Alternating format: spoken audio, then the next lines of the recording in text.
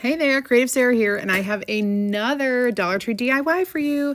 This time we're using a wall tile and 3 of the wooden plaques.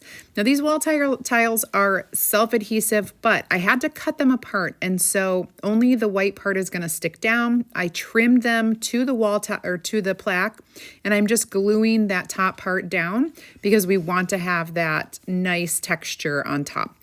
Then I'm painting everything with a little bit of the white folk art chalked paint.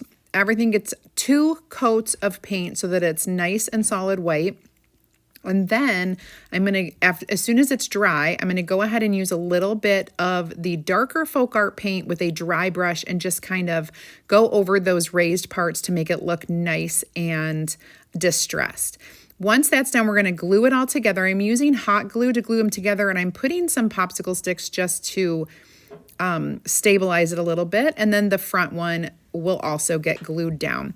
If you love this video and you'd like to see more, go ahead and comment VIP. I will send you a message with a link to join my free DIY and crafting group. You'll get more ideas, inspiration, and insider information.